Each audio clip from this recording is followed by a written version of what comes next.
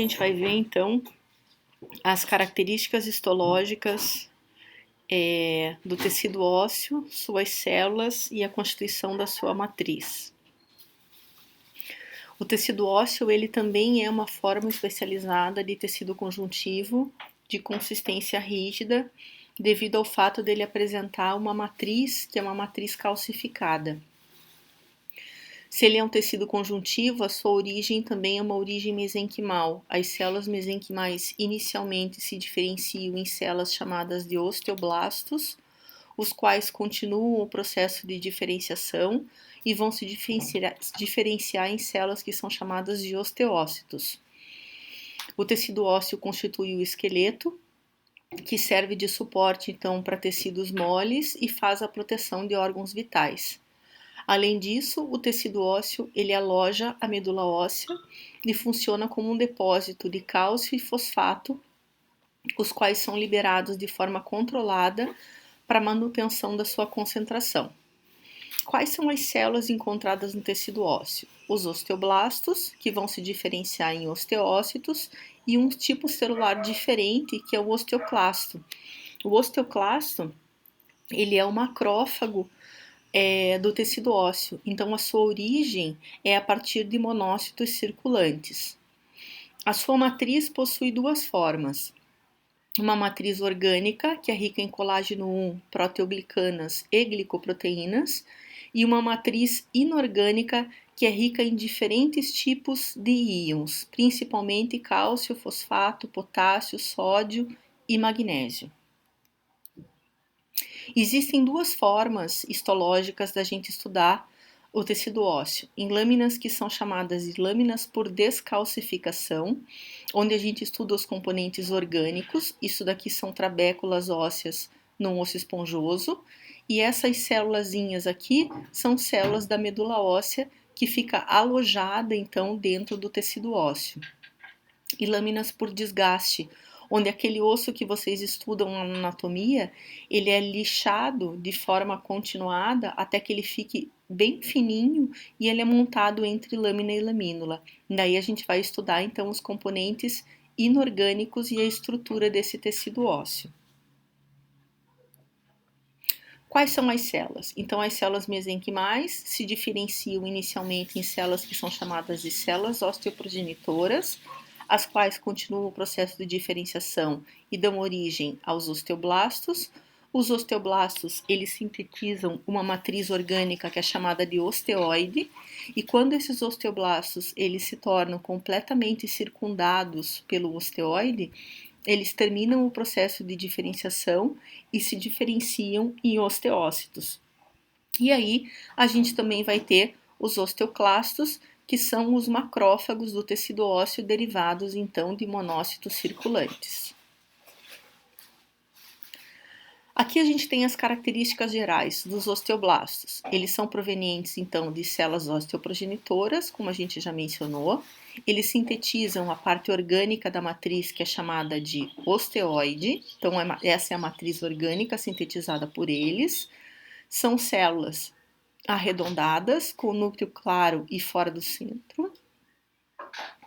E eles têm características de células que realizam altas taxas de síntese proteica para produzir justamente o osteoide. Quando esses osteoblastos se tornam circundados pelo osteoide, eles vão terminar o processo de diferenciação e vão se transformar então em osteócitos. Os osteócitos, eles têm uma taxa mais baixa de síntese de proteína, isso porque eles fazem apenas a manutenção da matriz orgânica. Então eles vão manter essa matriz produzindo uma quantidade menor de moléculas. São células que vão sintetizar a parte inorgânica da matriz, todos aqueles íons que a gente mencionou que estão presentes na matriz inorgânica. Eles se localizam em buraquinhos, que são chamados de lacunas, o seu corpo celular. E eles possuem muitos prolongamentos citoplasmáticos, os quais ficam alojados em regiões que são chamadas de canalículos.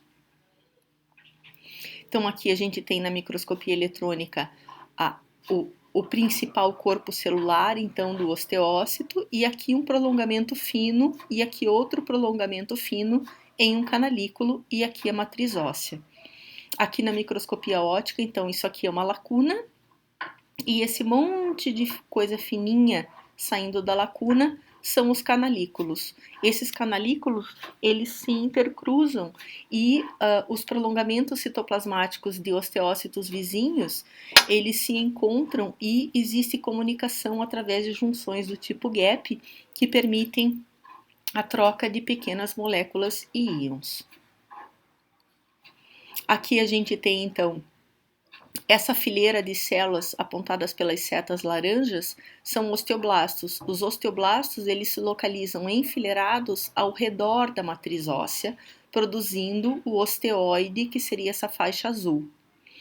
E os osteócitos, eles estão imersos na matriz óssea, localizados em lacunas e seus prolongamentos finos em canalículos. E os osteoclastos? Os osteoclastos, eles são derivados, como a gente já mencionou, de monócitos circulantes. São células gigantes, células multinucleadas, têm vários núcleos, móveis e células muito grandes, consideradas células gigantes. Eles vão ter um citoplasma eosinofílico devido à presença de uma grande quantidade de lisossomos, porque são células que vão fazer a produção de uma grande quantidade de enzimas. Enzimas essas responsáveis pela reabsorção óssea. Eles secretam enzimas responsáveis pela degradação tanto de componentes da matriz orgânica, como as colagenases, que vão degradar o colágeno, secretam ácido e secretam enzimas que liberam o cálcio, componente da matriz inorgânica. Como eles vão degradar a matriz, eles vão gerar um espaço nessa matriz. Esse espaço é uma lacuna, e essa lacuna tem um nome. É uma lacuna de Hall-Ship. Tá faltando um S aqui. Que são depressões resultantes, então, da atividade enzimática dos osteoclastos. Aqui a gente tem um diagrama, um desenho esquemático da organização do tecido ósseo. Então, aqui, fileira de osteoblastos. Essa faixinha amarela seria o osteoide, que está sendo produzido pelos osteoblastos. Aqui um osteoblasto começando, aqui outro osteoblasto começando a se tornar envolto pelo osteoide. Quando ele se torna completamente envolto, ele se diferencia em osteócitos. E aqui um osteoclasto sendo representado. Aqui uma imagem mostrando, então, osteoblastos enfileirados em torno da matriz óssea. Aqui, matriz óssea com osteócitos. E aqui, 2 osteoclastos. Vejam, com vários núcleos no seu citoplasma.